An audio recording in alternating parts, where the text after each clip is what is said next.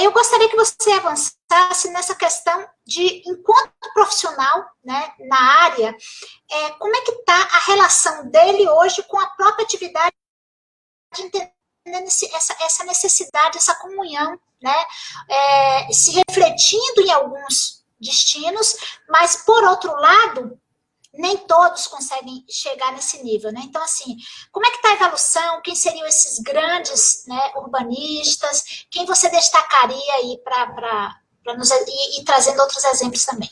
Olha, eu acho que a gente tem um desafio, inclusive que isso tem uma relação direta com o turismo. Eu vou destacar duas delas, tá? Há outras, mas eu acho que para esse nosso momento aqui de conversa e o tempo hábil, enfim, eu acho que, primeiro, é a questão que não dá mais para se pensar um planejamento enquanto destino turístico num único município. A gente tem que repensar isso em termos de regionalização. Isso tem uma lógica ambiental, tá? Que eu não vou entrar aqui, mas um rio, por exemplo, ele não está cerceado só num município, ele percorre vários municípios, então não dá. Se eu faço um distrito industrial na nascente, é óbvio que vai prejudicar a foz depois, né? Então, enfim, mas não é, na verdade, essa questão. Mas, para o turismo, isso tem uma lógica, inclusive, de sazonalidades, né? Então, por exemplo, se eu pensar o destino que tem oferta de um dia só, em que eu vou fruir num único município todo o aparato que ele tem para ser mostrado em um dia, provavelmente eu não vou ter pernoite, né? Então, isso tem uma lógica que eu vou, de alguma maneira, prejudicar a questão aí da hotelaria. E mais que isso ainda, a questão de sazonalidades, né? Eu vou para o destino de sol e mar e chove. E aí, o que eu faço? Né? Então, e aí eu teria que... Como é que é? O que é que eu faço? O que eu faço, né? Pois é.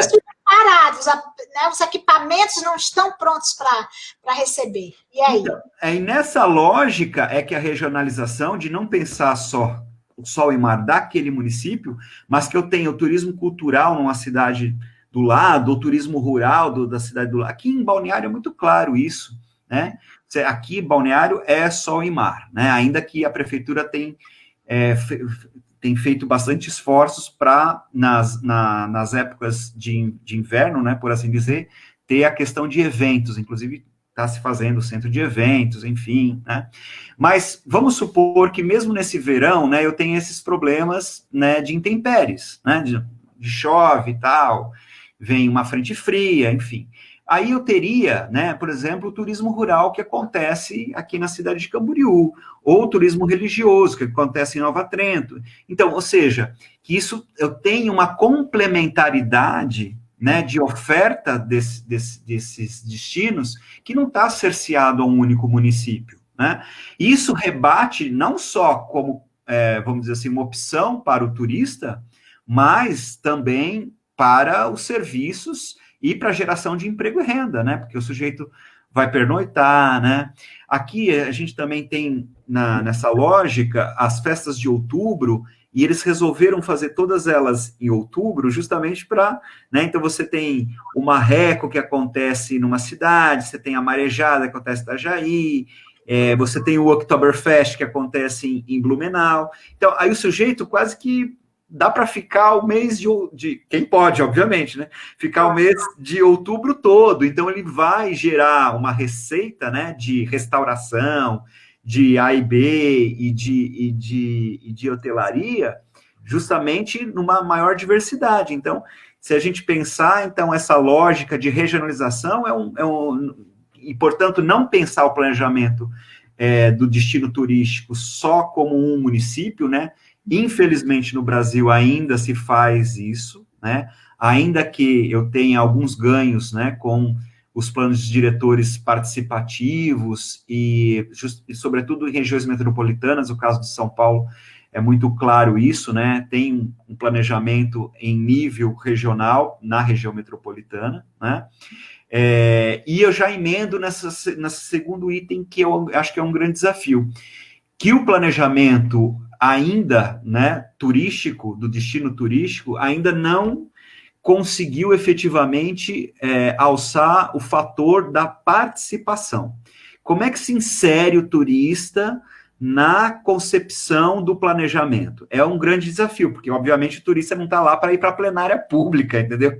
Né, para ficar discutindo, ainda que eu tenha alguns meios de medir isso, né, através de depoimentos que eles dão depois em sites, no TripAdvisor, por aí vai e tal, mas eu acho que ainda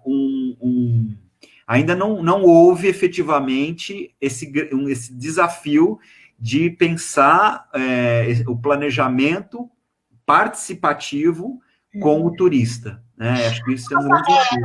Só um parêntese, a gente desenvolve aqui na Besser um estudo de potencialidades turísticas em alguns municípios, vários municípios aqui do estado está abarcado com esse estudo.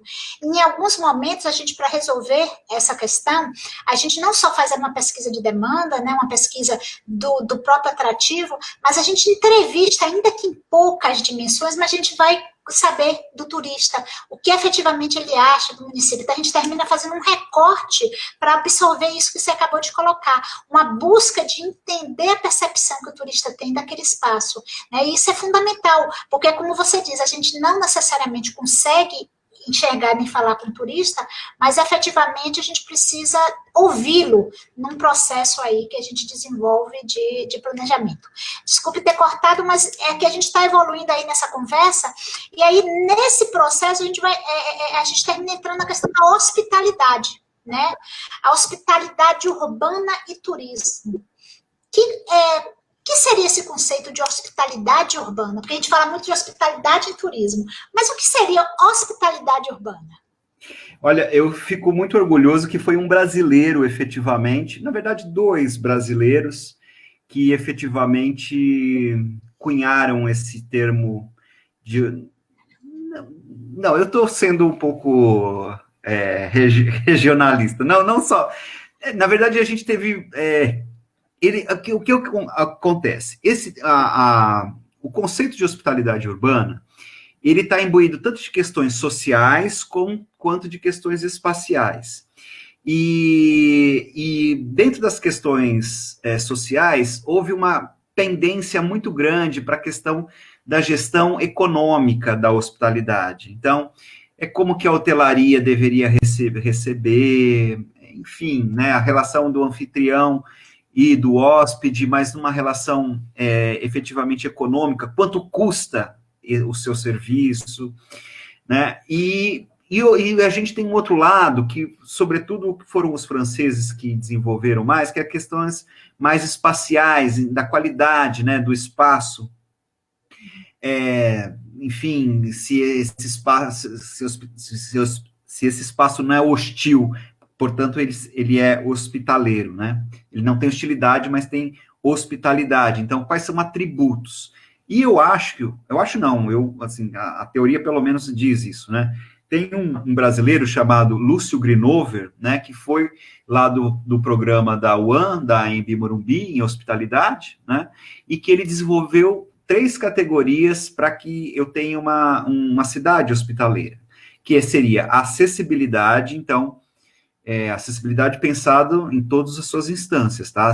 Acessibilidade física, de como que eu consigo andar sem me cansar, que um portador de necessidade ou deficiência, ele consegue acessar o museu, enfim, questões físicas, e até a acessibilidade digital, né, que eu não entre, por exemplo, num elevador de hotel e tem uma parafernália de botões que eu não entenda nada, né? Então, assim, são questões, assim, espaciais de acessibilidade. E ele tem outras 2 categorias que eu acho que cabe muito bem às minhas pesquisas, que é legibilidade e identidade, tá? Então, assim, porque, assim, o turista, quando ele visita uma cidade, efetivamente, ele conhece a cidade pelos espaços públicos. Então, os espaços públicos têm que ser dotados de qualidade mínimas dessa acessibilidade, de identidade e de legibilidade, né? Então, até estava comentando contigo na questão lá de Copacabana, da praia, se você pensar, você tem uma certa monotonia da paisagem urbana, né? Então, de um lado você tem a orla, né, com o horizonte, e do outro lado você quase que um paredão, né, de que configura esse arcabouço da paisagem construída, né, que são os prédios.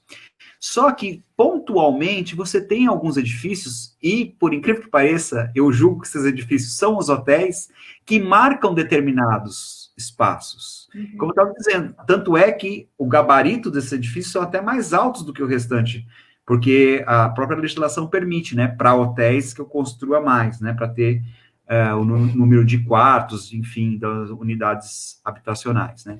Então, como eu estava dizendo, o Windsor Copacabana, ele tem lá uma certa altura que quase que é uma referência para dizer o que é o Leme, o que é Copacabana. Depois você tem o Copacabana Palace, que no final, nas festas de final de ano, é uma referência para as pessoas marcarem um lugar ali. Aí você tem o Sofitel lá no final, que é quase que um farol urbano, né? À noite ele fica todo iluminado, aquilo marca, né, aquela barra de mar, né? Marca o final, quase que a divisa do Arpoador com Copacabana. Então, assim, são elementos, assim, que o turista precisa, não só o turista, mas inclusive o cidadão. Eu preciso de referências na cidade, dessas imagens, essas identidades. É como se dissesse assim, vou demolir o Cristo Redentor. Eu nem preciso ser católico, mas parece-me que é um absurdo, né? Por quê? É uma referência, né? Então, são questões assim que esses atributos imagéticos da qualidade da paisagem urbana, isso é muito forte, que de alguma maneira, né, isso respinga, e o trade tem que entender isso, né? Isso respinga no planejamento também do turismo, porque se eu não tiver essa cidade com esses marcos, essas referências, esses lugares, a qualidade de acessibilidade, enfim, de identidade, provavelmente eu não vai ser uma boa cidade para ser visitada, né? Você veja, o próprio Ritz, quando perguntava para ele quais são as 3 principais coisas que um hotel tem que ter, né? Ele dizia localização, localização e, em terceiro, localização. Por quê? E ele falava, olha, eu quero que o meu hóspede, antes de chegar no hotel, ele percorra aí as perfumarias, né, as lojas de perfume, imagina, tá pensando do Ritz Paris, né, é outro nível, mas assim, as boutiques, as lojas de moda, porque ele queria que o seu hóspede tivesse uma boa experiência, não só no hotel, mas uma boa experiência também na cidade.